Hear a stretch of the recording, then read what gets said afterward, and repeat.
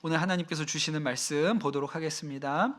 오늘 하나님 주시는 말씀은 여호수아서 23장 13절에서 14절 말씀입니다. 여호수아서 23장 13절에서 14절 말씀입니다. 제가 말씀 읽도록 하겠습니다. 확실히 알라, 너희의 하나님 여호와께서 이 민족들을 너희 목전에서 다시는 쫓아내지 아니하시리니 그들이 너희에게 올무가 되며 덫이 되며 너희의 옆구리에 채찍이 되며 너희의 눈에 가시가 되어서 너희가 마침내 너희의 하나님 여호와께서 너희에게 주신 이 아름다운 땅에서 멸하리라. 보라, 나는 오늘 온 세상이 가는 길로 가려니와 너희의 하나님 여호와께서 너희에게 대하여 말씀하신 모든 선한 말씀이 하나도 틀리지 아니하고 다 너희에게 응하여 그 중에 하나도 어김이 없음을 너희 모든 사람은 마음과 뜻으로 아는 바라. 아멘. 하나님의 말씀입니다. 연말 연시가 그 목사에게는 좀 힘든 시간입니다. 성수기예요. 연말 연시가. 설교가 너무 많아가지고요. 그냥 뭐 앉으면 설교 준비하고 앉으면 설교 준비하고 일어나면 설교 생각하고 앉으면 설교 준비하고 이렇게 되거든요. 그래서 제가 지난주에 다음 주 금요일에는 도저히 못할 것 같다. 그래서 강사를 세우려고 애를 썼습니다. 머릿속에 이렇게 떠오르는 이분을 좀 모셔다가 말씀을 들으면 좋겠다. 급하지만 이 정도는 내가 모실 수 있겠다. 오라고 하면 오겠구나. 이렇게 생각하는 목사님들도 몇 분이 머릿속에 떠올랐는데 아무리 기도해도 하나님이 확신을 주시지 않아서 전화를 해야 되나 말아야 되나 해야 되나 말아야 하다가 하나님이 이걸 부르라고 하시는 건가 아닌가 마음에 확신이 없어서 또 제가 오늘도 강단에 섰습니다. 참고로 광고를 드리면 다음 주 금요일에는 성령 집회가 없습니다. 다음 주에는 새벽 기도하고 끝날 테니까요. 다음 주는 성령 집회에 모이지 않고 송구영신 예배 대신 드리고 새벽에는 금요일에는 새벽 기도만 모이도록 하겠습니다. 그 1999년 벌써 오래된 일이기는 한데 중국에 왕일민이라는 할아버지가 한 분 계셨습니다. 99년에 74살이셨어요. 지금 돌아가셨을 것 같은데 이 왕일민이라는 할아버지는 유명한 분 아니고 그냥 농부세요. 그냥 보통 농부이신데 그 99년에 99세가 되신 어머니를 모시고 살고 있는 할아버지셨습니다. 근데 이 어머니가 이제 해가 바뀌어서 2000년이 되면 100세가 되시는 거예요. 그래서 어머니가 이제 살 날이 많이 남지 않으셨는데 100세가 되시기 전에 뭔가 해드리고 싶은 생각이 들어서 어머니한테 어머니 제가 세상 구경 한번 시켜드릴까요? 이렇게 물었다는 거예요. 어디 여행 좋은 데 가고 싶으신 데 있으면 제가 어머니 모시고 여행 한번 나갔다 오겠습니다. 그렇게 얘기를 했다는 거예요. 그래서 어머니는 그 집 근처 어디 이분이 하얼빈 근처에 사셨거든요. 그래서 집 근처 어디 얘기하실 줄 알았는데 이 99세의 노모가 애비야 우리가 서장까지 갈 수 있을까? 그렇게 물어보셨다는 거예요. 여러분 서장이 어디냐면 티벳 자치구가 서장이라고 합니다. 히말라야 산 밑에 있는 티벳, 중국에서도 진짜 오지죠. 이분들이 사시는 데가 하얼빈이고 서장이면 하얼빈은 동북쪽 끝이고요. 서장은 서남쪽 끝이죠. 근데 거기를 가시고 싶다고 하시는 거예요. 이 아들이 그 얘기를 듣고 자기도 태어나서 지금까지 동네를 떠나서 그렇게 멀리 가본 적이 없어요. 그리고 돈도 없고요. 가난한 농부입니다. 그래서 거기까지 어떻게 가나 그런 생각이 들었는데 이분이 그 어머니의 얘기를 듣고 집에 있던 자전거를 개조해 가지고 자전거 뒤에다가 수레를 달고 그 뒷자리에 어머니가 누울 수 있는 자리를 만들어서 100살의 어머니를 그 자전거가 끄는 수레에다 태우고 집에서 출발을 합니다. 이 자전거 수레로 74세의 할아버지가 99세의 어머니를 모시고 중국 대륙을 가로지르는 거예요. 그래서 그 수레에다가 온갖 살림살이, 왜냐하면 이제 뭐 하루 이틀 걸릴 여행이 아니니까 거기에다가 뭐 브루스타도 넣고 거기에다 뭐 냄비도 넣고 가다가 멈추면 국수 끓여 먹고 밥해 먹고 이러면서 중국을 뭐 진짜 길에서 잠을 자고 이러면서 이 어머니를 모시고 산을 넘고 강을 건너서 자전거를 끌고 갑니다. 이 자전거로 타고 가니 이게 보통 어려운 일이 아니잖아요. 그래서 그냥 뭐 내리막길이면 좋은데 세상에 어떻게 내리막길만 있습니까? 오르막길 언덕이 나오면 자전거로 못 올라가니까 이 할아버지가 자전거에서 내려서 끈으로 자신을 묶고 자전거랑 묶고 이것을 끌고 그렇게 간 거예요. 그래서 결국 서장까지 갔을까요?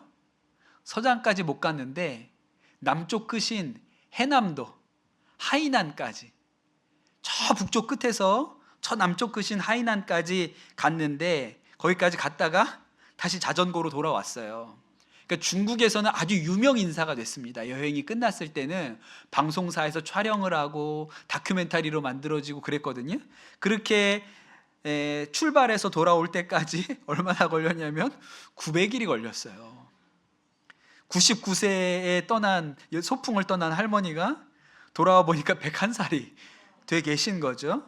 그리고 나서 2해를 더 사시다가 103세를 일기로 돌아가셨다 그래요. 근데 이 할머니가 돌아가시기 전에 아들한테 뭐라 그랬냐면, 야, 너와 함께 세상 구경했던 그 3년이 내 인생에 가장 행복했던 때다. 그렇게 얘기하시고 돌아가셨다는 거예요. 제가 이 얘기를 들으면서 뭐가 놀랐냐면, 저는 이 할아버지가 어떻게 떠날 생각을 했을까? 일단 떠났으니까 하여튼 뭐 가기는 가야 되잖아요. 하여튼 가기는 가는데 처음에 어떻게 출발할 마음을 먹었을까? 그걸 자전거에다가 수레를 달아가지고 어떻게 그걸 출발하려고 마음을 먹었을까? 이게 너무 놀라운 거예요. 제가 대학생 때 졸업하기 전에 해외여행 한번 해봐야겠다 이런 생각을 가지고 대학교 4학년 때 배낭여행을 처음으로, 여권도 처음 만들어보고 그때 여행을 갔는데 남들은 다 유럽 가고 이러던 때였는데 저는 인도에 가고 싶었거든요. 참 근데 엄두가 나지 않는 게 인도에 가본 사람이 없어요. 같이 갈 사람도 없어요. 인도에 가도 아는 사람도 없어요. 그러니까 이게 마음에 가고 싶은 생각은 있는데 엄두가 안 나잖아요. 물론 가서도 뭐 말도 안 통하고 뭘 먹어야 되는지도 모르고 뭘 타야 되는지도 모르는데 고생을 막 엄청 했습니다. 근데 제일 힘들었던 게 뭐냐면 항공권 사는 게 제일 힘들었어요. 왜냐하면 사면 가야 되잖아요. 이걸 큰 돈 주고 사니까 이제 뭐 환불도 못하고 가야 되잖아요. 그래서 제가 지금도 기억나는 게 종로에 있는 YMC 위에 있었던 탑 항공사라는 데 가가지고 제가 표를 샀거든요. 그때는 뭐 온라인으로 인터넷으로 사던 시절이 아니고 여행사에 가서 발권하면 이렇게 책 같은 거 줘요. 이렇게 얇은 종이에 여러 개 먹지로 막 똑같이 쓰여 있는 책 같은 거 주거든요. 그거 받아가지고 돌아오면서 이제 무조건 가야 돼. 이제는 안 간다 소리를 못해. 이러고 돌아왔던 생각이 나요. 그게 제일 힘들었죠. 그런데 이 70세의 노인이 100살의 어머니를 모시고 자전거를 끌고 출발을 한 거예요.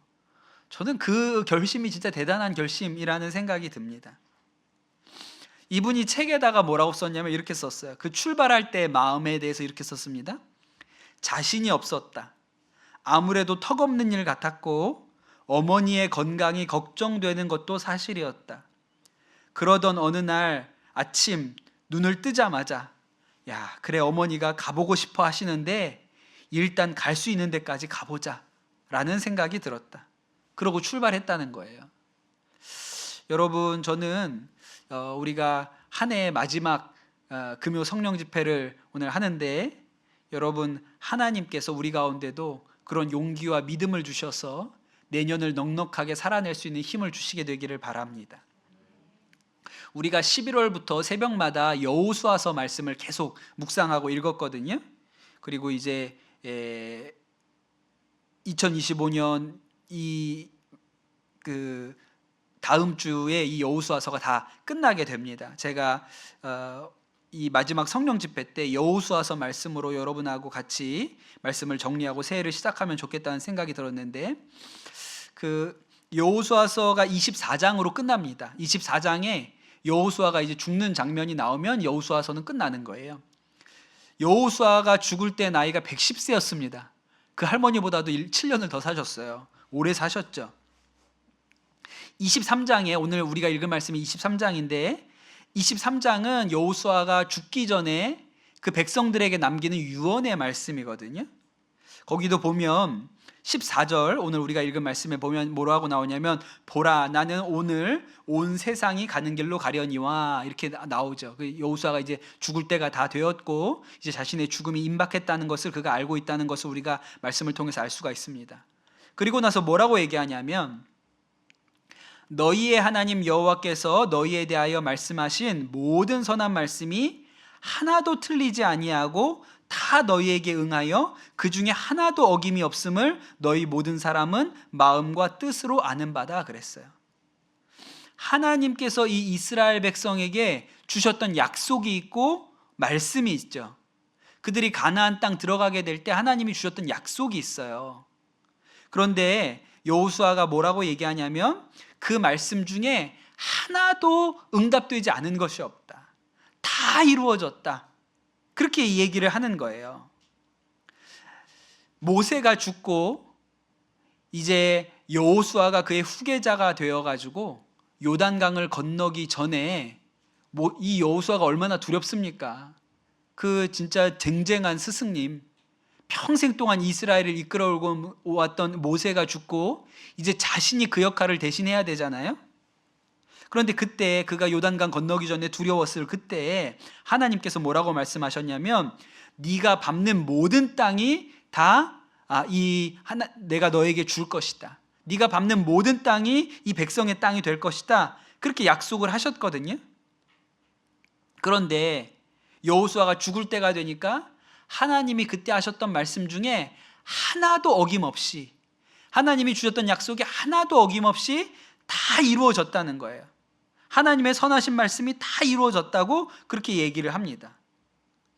그런데 이 얘기가 좀 이상해요. 왜냐하면 이게 14절 말씀인데 바로 그 앞절 13절에 뭐라고 얘기하냐면, 13절에는 다른 얘기를 합니다. 13절은 이렇게 얘기하죠. 확실히 알라, 너희의 하나님 여호와께서 이 민족들을 너희의 목전에서 다시 쫓아내지 아니하시리니 그들이 너희에게 올무가 되며 덫이 되며 너희 옆구리에 채찍이 되며 너희의 눈에 가시가 되어서 너희가 마침내 너희의 하나님 여호와께서 너희에게 주신 이 아름다운 땅에서 멸하리라, 이렇게 얘기를 해요. 분명히 하나님이 너희가 밟는 땅을 다 너희에게 주겠다고 말씀하셨고, 방금 전에 여호수아가 그 말씀이 다 이루어졌다고 했거든요. 근데 바로 그 한 절 앞에 뭐라고 얘기하냐면, 여전히 그 땅에 이방 백성들, 쫓아내지 못한 이방 민족들이 있다는 거예요. 그리고 그들이 쫓아내지 못했기 때문에 그들이 나중에 올무가 되고 눈에 가시가 된다고 그렇게 얘기를 한 겁니다. 약속이 다 이루어졌다고 했는데 아직 정복하지 못한 이방 민족은 여전히 있어요. 그러니까 이 13절의 말씀과 14절의 말씀이 완전히 반대되는 얘기를 하고 있는 거예요. 여러분, 이것을 어떻게 설명해야 될까요? 설명하는 방법은 아주 간단하죠. 나이가 110세쯤 되면 그럴 수도 있습니다. 이상한 일도 아니에요. 그냥 이 말 했다가 저 말 했다가 아침이 다르고 저녁이 다르고 그럴 수 있는 거예요. 110세쯤 되면 그래도 그래요 어르신 알겠습니다, 그냥 이러면 되는 거예요. 뭐 그걸 따질 필요가 없어요. 이게 왜 말이 안 맞아요, 왜 앞뒤가 안 맞아요, 따질 필요도 없고, 선생님 그러시죠, 맞아요 그냥 그러고 넘어가면 되는 겁니다. 그런데 여러분, 여기만 그런 게 아니라는 거예요. 여호수아서가 여기에서만 이런 일이 벌어지는 게 아니고 실제로는 여호수아서 곳곳에서 같은 일들이 벌어집니다.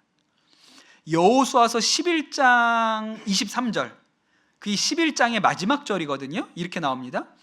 이와 같이 여호수아가 여호와께서 모세에게 말씀하신 대로 그 온 땅을 점령하여 이스라엘 지파의 구분에 따라 기업으로 주매 그 땅에 전쟁이 그쳤더라 그랬어요.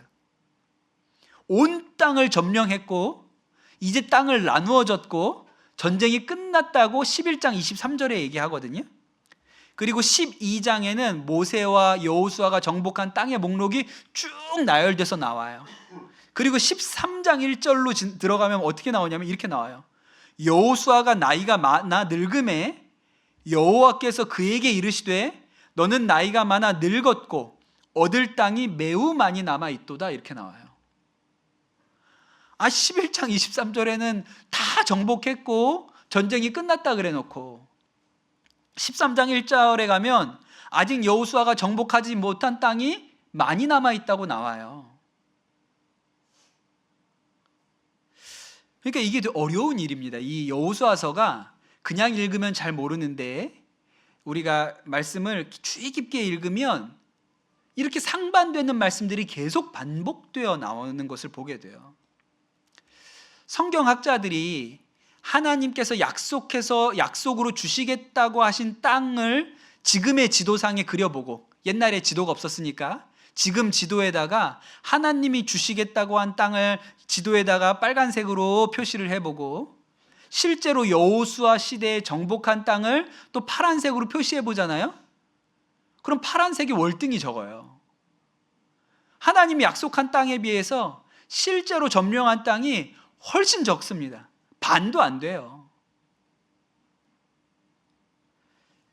그런데도 불구하고 오늘 말씀에 보면 여호수아가 뭐라고 얘기해요? 하나님의 약속이, 선하신 말씀이 다 이루어졌다, 이렇게 얘기를 해요. 다 이루어졌다. 지도에 그려놓고 보면 이루어지긴 뭐가 이루어져요? 반도 못 얻었는데. 이렇게 얘기할 만하다는 거죠.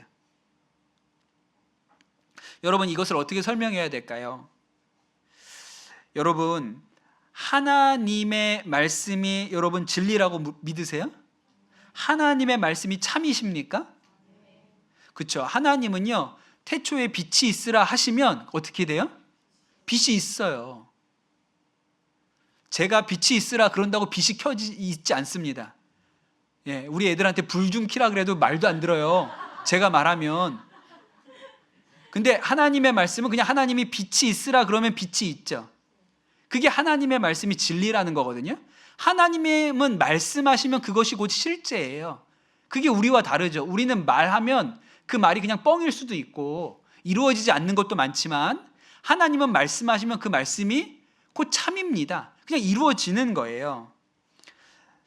아브라함이 100세인데 나이가 자식을 낳게 될 것이다, 그러면 생기는 거예요. 그게 하나님의 말씀입니다.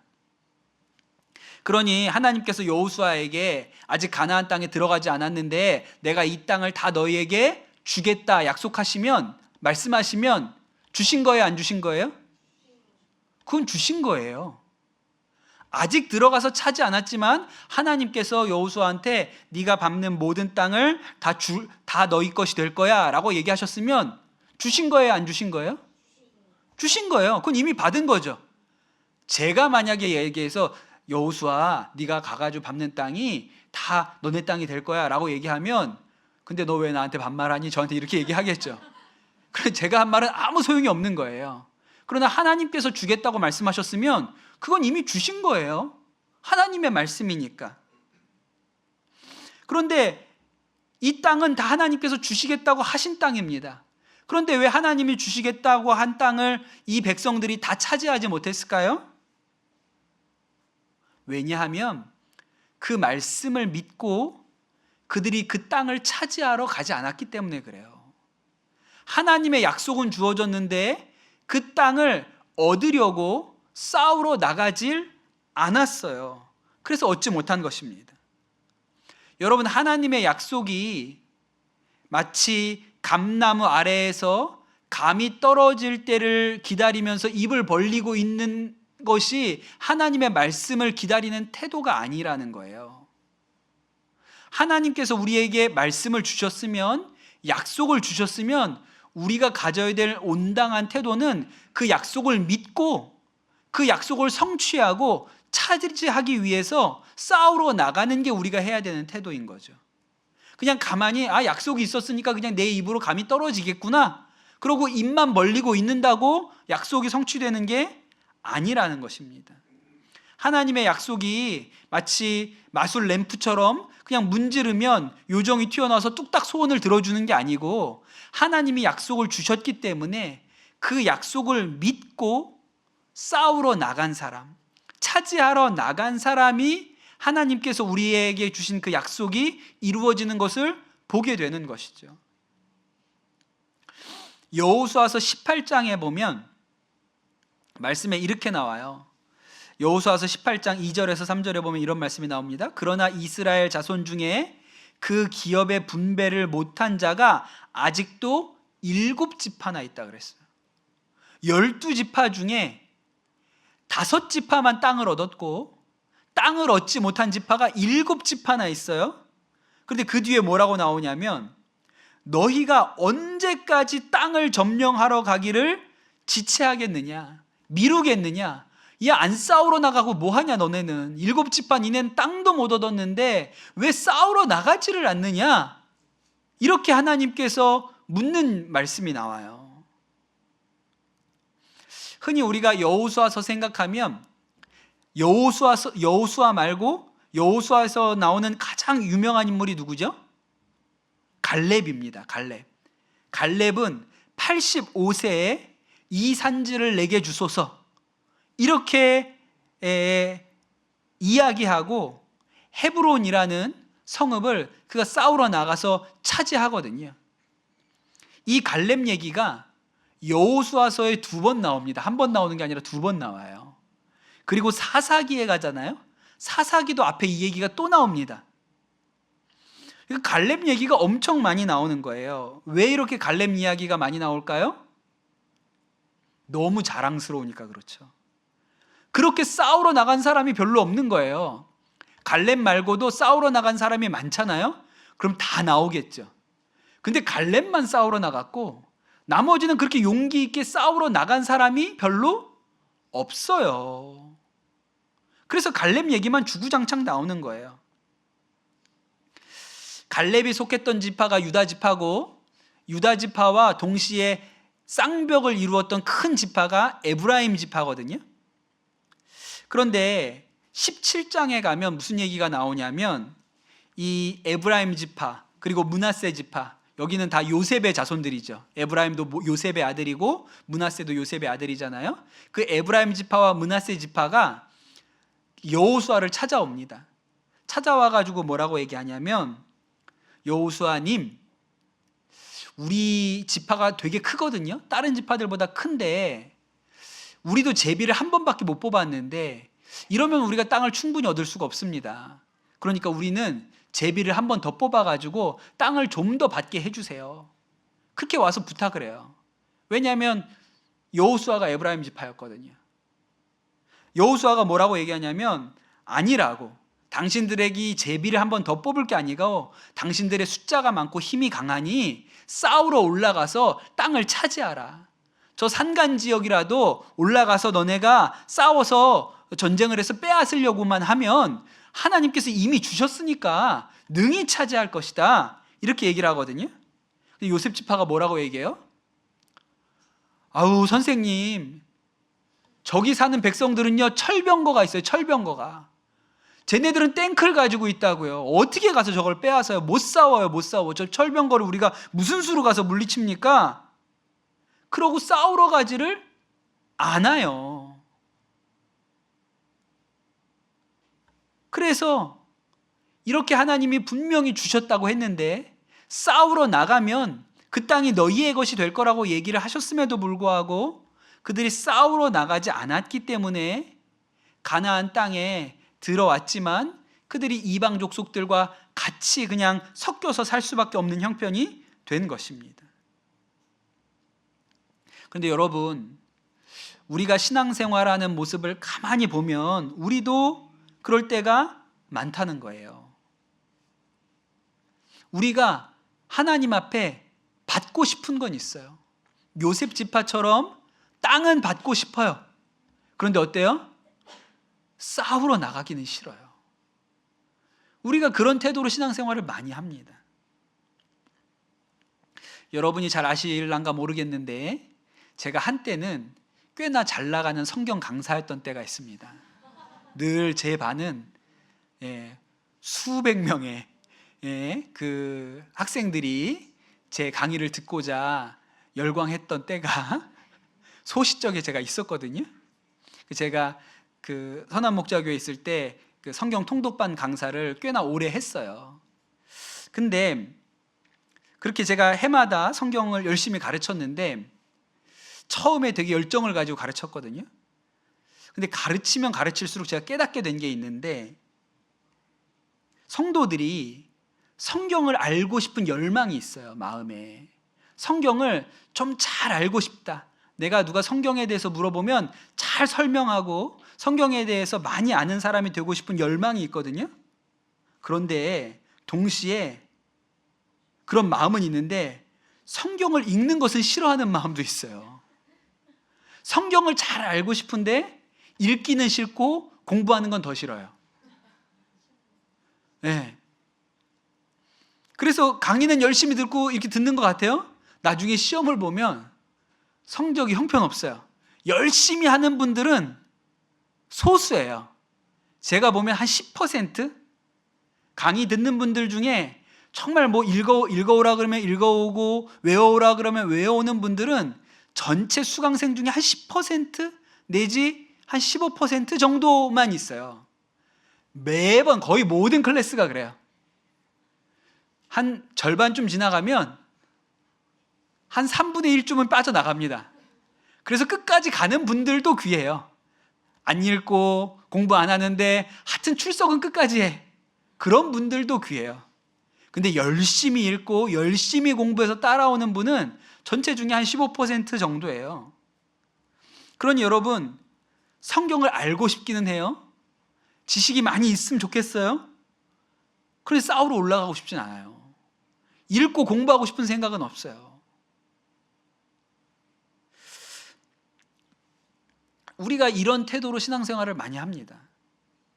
제가 연평도에 군목으로 있을 때 어떤 일이 있었냐면 그 군인교회는 해마다 6월 달이 되면 그 오산리 최자실 기도원에 가서 진짜 10,000명이 넘게 군인들이 모여서 6.25 상기 구국 집회라는 걸 하거든요. 거기에 참석하는 게 되게 큰 행사예요. 제가 연평도에 있을 때도 이제 6월이 되면 교회 나오는 우리 해병들은 그 6.25 구국성회를 가고 싶은 거예요.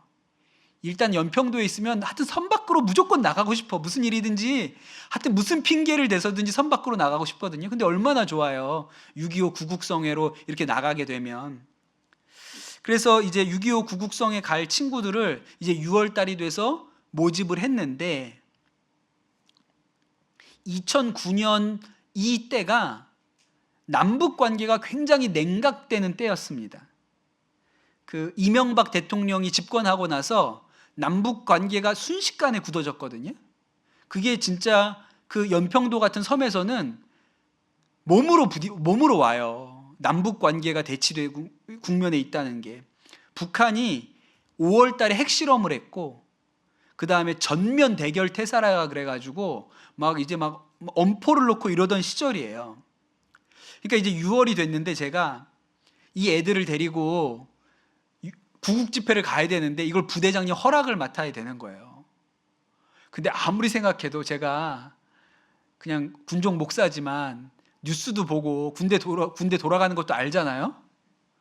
이 상황에서 병사들을 선 밖에 내보내가지고 거기 참여하라고 할 지휘관은 없어요.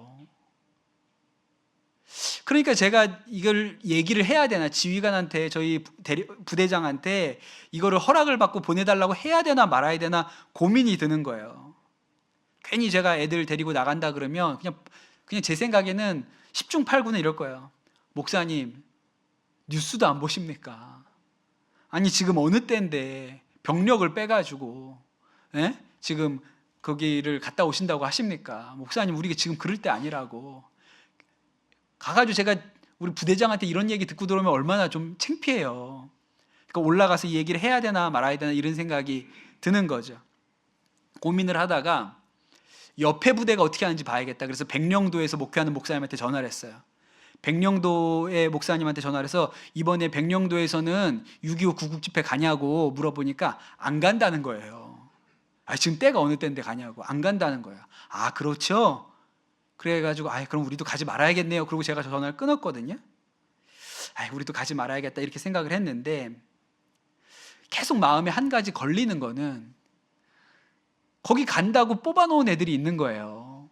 걔네들은 언제 가나 저만 보면 이렇게 막 희죽희죽 웃으면서 목사님 우리 언제 가요 이러고 있는데, 걔네들한테 야 이번에는 못 가겠다 이 말 하는 게 너무 미안하잖아요. 그리고 마음에 하나님이 계속 주시는 부담이 뭐냐면, 가서 이야기하라. 부대장한테 가서 이야기하라. 너무너무 가기 싫은데, 분명히 가면 부대장님한테 한 소리 듣고 내려올 텐데, 마음에는 안 될 때 안 되더라도 부대장님한테 얘기해보고 안 된다고 네 병사들한테 얘기해라. 네가 안 간다고 얘기하지 말고 부대장님이 안 된다고 하시더라 라고 병사들한테 얘기를 해야 정직한 거지, 네가 네 선에서 안 된다고 얘기하고 하면 어떡하냐, 그런 부담을 주시는 거예요. 제가 버티다가 너무 성령께서 강권하셔가지고 혼자서 집에서 연습을 해보고, 부대장님한테 가서 뭐라고 얘기를 해야 되나 연습을 한참 해보고 큰 마음을 먹고 부대장님한테 올라갔거든요. 그래서 부대장님 면담 요청을 해가지고 올라갔거든요. 그래서 부대장님한테 말씀을 드렸습니다. 부대장님, 6월에 구국성회가 있는데 오산리에서 이 매년 하는 행사인데, 저희 그 교회 나오는 신우들이 다녀와도 될지 부대장님이 판단해 주시기 바랍니다. 보내달라고는 말도 못하고 부대장님이 결정해 주십시오. 제가 그렇게 얘기를 한 거예요. 근데 부대장님이 저를 이렇게 쳐다보시더라고요. 괜히 왔다. 근데 부대장님이 저를 다 이렇게 쳐다보시더니 하시는 말이, 목사님, 군인 정신이 뭔지 아십니까? 괜히 와가지고 내가 여기서 군인 정신 얘기를 또 듣고 가야 되나? 근데 이 부대장님 뭐라 하냐, 목사님, 군인 정신은요, 군인은 말입니다, 전쟁이 나도 휴가 갈 것 가고 그렇게 전쟁하는 게 군인 정신입니다. 다녀오십시오. 그러시는 거예요. 그 자리에서 그냥 너무 쉽게 허락을 하시더라고요. 근데 제가 그 말을 듣고 내려오면서 다리가 후들거렸거든요.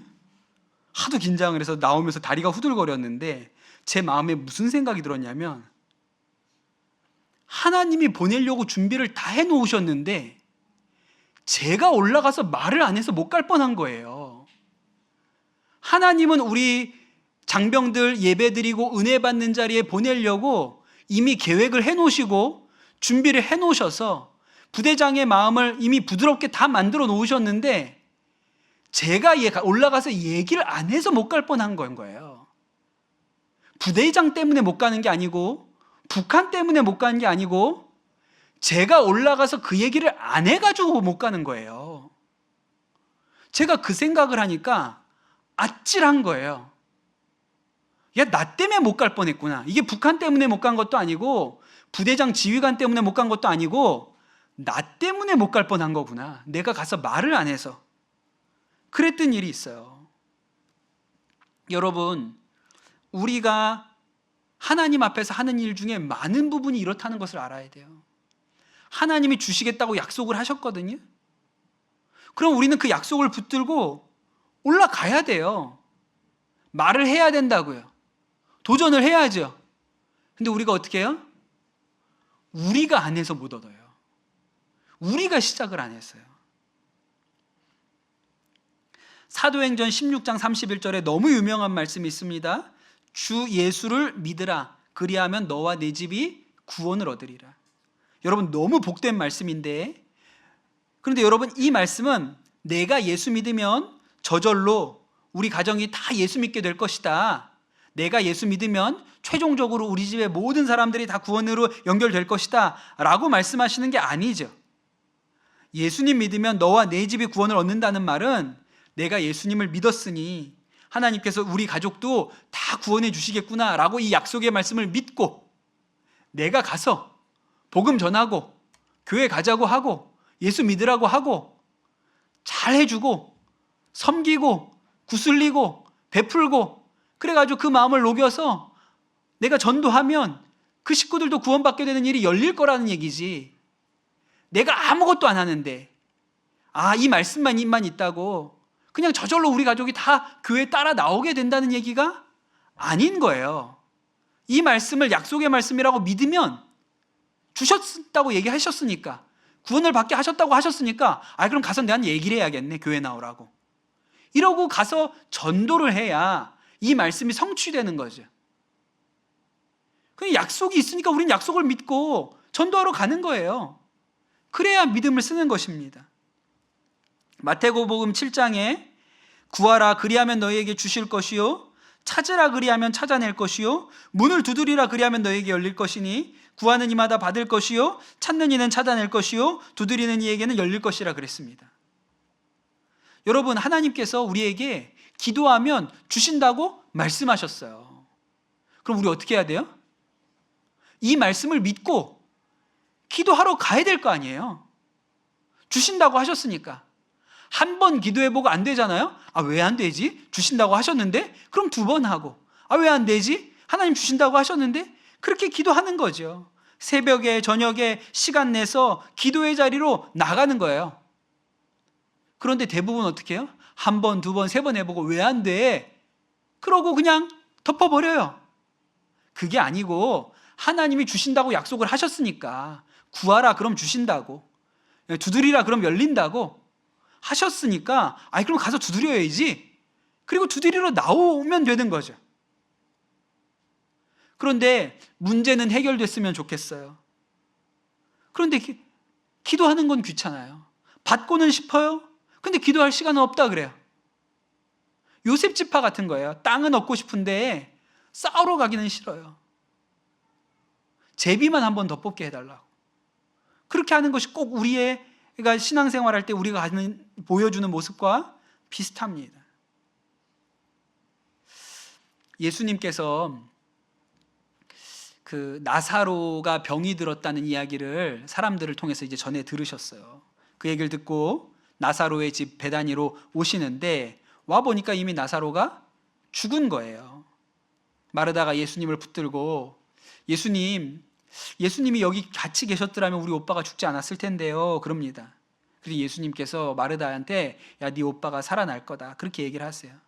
마르다가 그 말을 듣고 맞아요. 마지막 날에는 다 살아나겠죠. 그렇게 얘기를 합니다.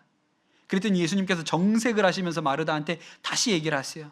나는 부활이요 생명이니 나를 믿는 자는 죽어도 살겠고 살아서 믿는 자는 영원히 죽지 않을 것이다. 그리고 마르다한테 네가 이것을 믿느냐? 이렇게 물어보시거든요. 마르다가 믿습니다. 이렇게 얘기를 합니다. 그리고 나서 예수님께서 나사로의 무덤 앞으로 가세요. 그리고 무덤 앞에서 예수님께서 이렇게 얘기를 합니다. 이 돌을 옮겨 놓으라.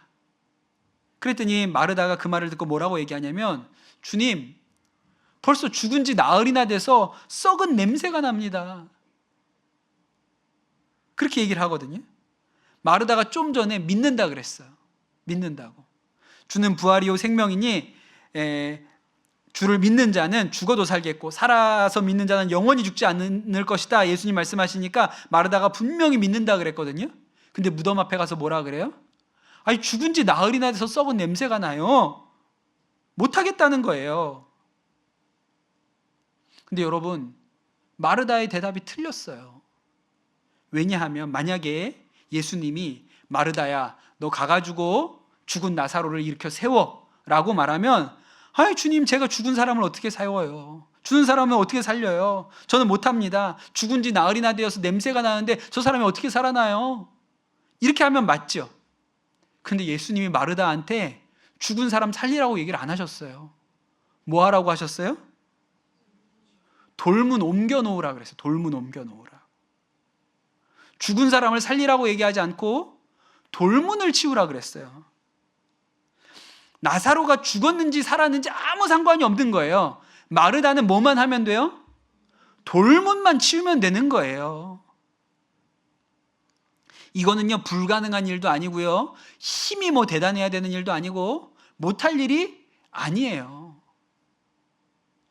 예수님이 가나의 혼인잔치에서 하인들한테 물을 포도주로 만들라고 하지 않으셨어요. 뭐 하라 그랬어요? 아구까지 채우라 그랬어요. 물을 떠서 회당장한테 갖다 주라 그랬어요. 그거 누구나 할 수 있는 일이에요. 물을 포도주라고 바꾸라 그랬으면 그걸 제가 어떻게 해요? 제가 무슨 요술쟁이도 아니고 물을 포도주로 어떻게 바꿔요? 그럴 수 있죠. 그런데 그게 아니고 예수님이요, 물을 항아리에 채우라고 하셨어요. 그거 못할 사람 누가 있어요? 오늘 마르다한테도 예수님이 뭐라고 얘기하셨냐면 돌문을 옮겨 놓으라 그랬어요. 그거 왜 못해요? 근데 마르다가 그걸 못하겠다고 하는 거예요. 여러분, 하나님이 우리한테 할 수 없는 것을 시킨 적이 없습니다. 철병거가 있다고요? 근데 하나님이 이기게 해주시겠다잖아요. 철병거도 이기게 해주시겠다고 하지 않으셨습니까? 올라가잖아요? 그럼 막 벼락치고 막 난리 날 거예요. 벌써 끝났어? 이럴 거란 말이에요. 올라가기만 하면. 근데 거기서 안 올라가겠다는 거예요. 올라가기만 하면 이기게 해주시겠다는데 거기서 걔네 철병거 있잖아요. 여러분, 만약에 우리한테 너네 아버지 구원시켜야 돼, 너네 어머니 구원시켜야 돼, 그런 능력이 우리한테 어디 있어요? 근데 하나님 그렇게 얘기하지 않고 가서 너 복음 전해, 예수님 누구인지 얘기만 해. 그건 왜 못해요? 그건 할 수 있죠. 야, 너가 네 문제 해결해야 돼. 너 골리앗 네가 물리쳐야 돼. 그게 아니고 너는 기도만 해. 구하라. 두드리라. 넌 그것만 해. 근데 우리가 그 앞에서 힘들어요. 새벽에 일어나는 거 너무 힘들어요. 교회 와서 기도하는 게 제가 언제까지 이거 해야 돼요? 전 그만하고 싶어요. 이러고 있는 거라, 이런 태도가 우리의 태도라는 것이죠. 여러분, 새해 이제 2025년이 끝나고 우리가 2026년 새해를 맞습니다. 여러분, 우리가 여호수아서로 하나님께서 한 해를 마무리하게 하시는 까닭이 있다고 싶어요. 여러분, 오늘 말씀대로 하나님께서 우리에게 주신 약속이 다 선하기 때문에 하나도 남기지 않고 다 이루어졌습니다. 하나님 약속하셨으니까요. 우리는 그 약속이 이루어졌음을 믿고 올라가면 되는 거예요. 이기게 하시는 분은 주님이시고 우리가 할 일은 올라가면 되는 것입니다. 여러분, 그런 믿음으로 우리가 2026년에 싸우러 올라가는 믿음이 여러분에게 있게 되시기를 축복합니다. 약속을 믿고, 그래서 이게 믿음의 영역 안에 있는 것이죠. 약속을 믿고 싸우러 올라가면 하나님께서 주신다고 하셨어요. 갈렙처럼 하나님 이 산지를 내게 주십시오. 약속해 주셨으니까 내 것이 될 것입니다. 라는 믿음이 여러분한테 있게 되시기를 축복합니다. 우리 같이 찬양하고 주신 말씀 붙들고 기도하도록 하겠습니다.